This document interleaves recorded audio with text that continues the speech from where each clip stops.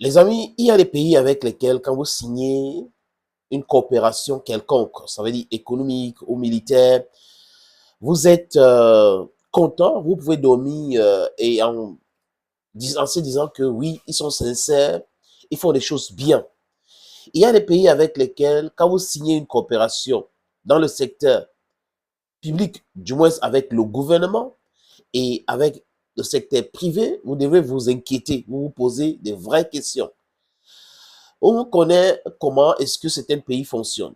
C'est pour cette raison que, généralement, sur notre plateforme, nous disons clairement, par expérience, que il faut toujours convoquer l'histoire.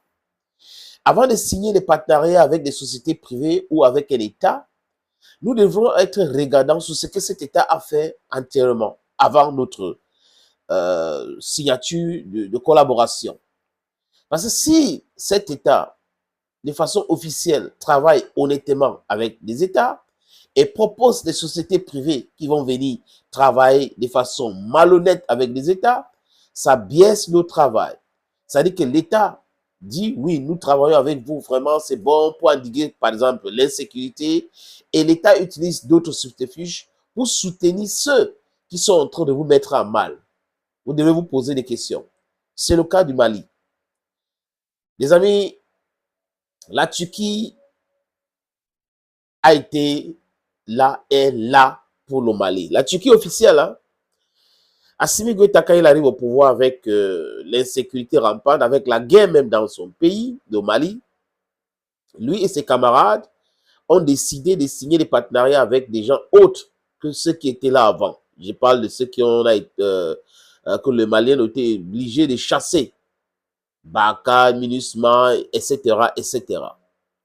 Et Assimi Goïta a signé des accords de partenariat militaire avec la Russie et aussi avec la Turquie. Vous voyez que la Russie n'est pas là pour imposer que si vous travaillez avec X, vous ne devrez pas travailler avec moi. Alors, cette truc-là, c'est le dada des Occidentaux. Parce qu'ils veulent contrôler la situation, ils veulent continuer à nous piller, à nous spolier.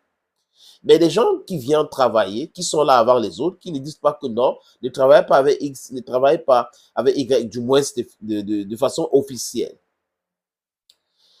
La Turquie a vendu les drones de combat et surveillance au Mali. Même les hélicoptères de combat, la Turquie a vendu. Qui sont performants, les amis, vraiment performants. Ça fait le travail. Et le Mali est en train d'être un hub de la sécurité aujourd'hui avec tous ces appareils. Et n'oubliez pas aussi la participation intense des Russes, que de mon point de vue, je trouve qu'ils sont un peu plus sincères dans ce qu'ils font. Je dis ça pourquoi je prends l'exemple de la Turquie et l'Ukraine. La Turquie soutient l'Ukraine, la Turquie soutient la Russie avec les armements. Vous voyez que c'est incongru ce genre de soutien.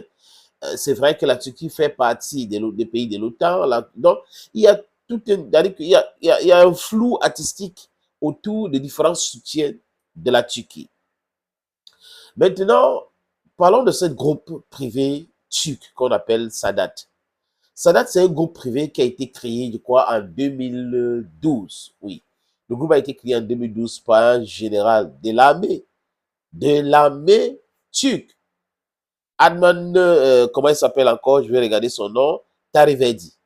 Adnan Tarivedi. C'est en 2012 que Adnan Tarivedi crée ce groupe Sadat, qui est une société militaire privée.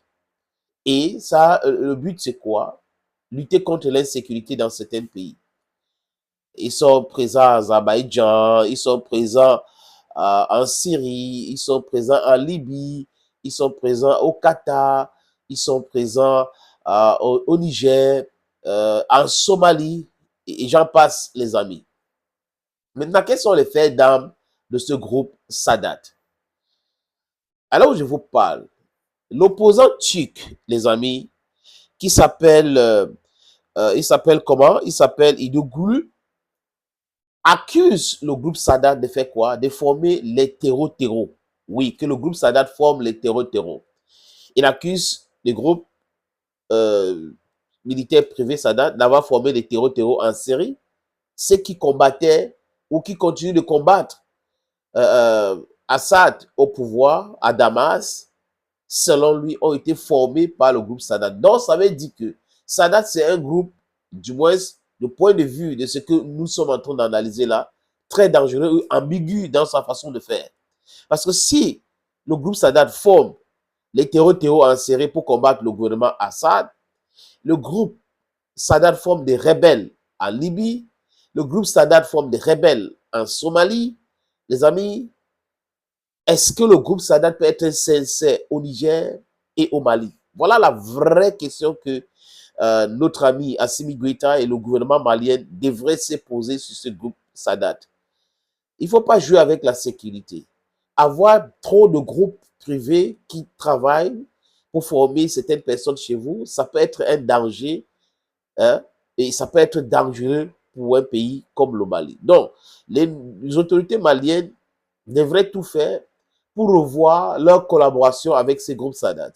Comme je l'ai dit encore, si ce sont des Turcs eux-mêmes qui accusent ce groupe de former des terreurs, de former des rebelles, est-ce que ce groupe qui travaille en étroite collaboration avec les services de renseignement turcs, MIT, MIT, n'est pas en train de préparer le même coup au Mali? Donc, on est en train de sécuriser le pays et pendant ce temps, le groupe forme d'autres personnes pour déstabiliser le pays, pour, dans le deal avec l'Algérie, par exemple, ou dans un deal avec la France, par exemple. Est-ce que les autorités maliennes ne voient pas cela? Donc, la prudence est de mise ici, les amis. Nos amis au Mali devraient être, je répète, prudents, prudents, prudents. Parce que s'il n'y a pas la sécurité en Somalie et que le groupe Sadat est là, en train de former des gens, posez-vous les vraies questions, chers amis maliennes, les autorités maliennes, posez-vous des vraies questions.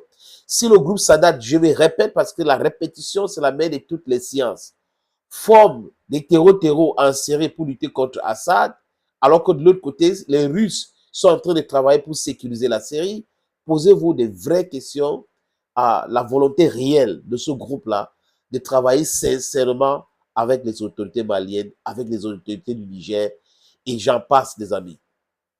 Assimi Goïta, Abdourahmane Tiani devrait honnêtement être un peu plus prudent avec ce groupe que j'ai nommé Sadat, S-A-D-A-T. Voilà, je crois que c'est bien cela. Le double jeu n'est pas très loin. Vous êtes en train de faire un travail formidable-issime.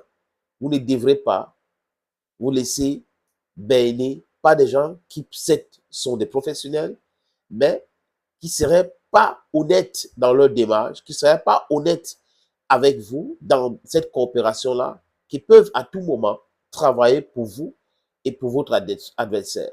L'Afrique doit être libre. Et notre travail, c'est d'alerter ceux qui sont là aujourd'hui.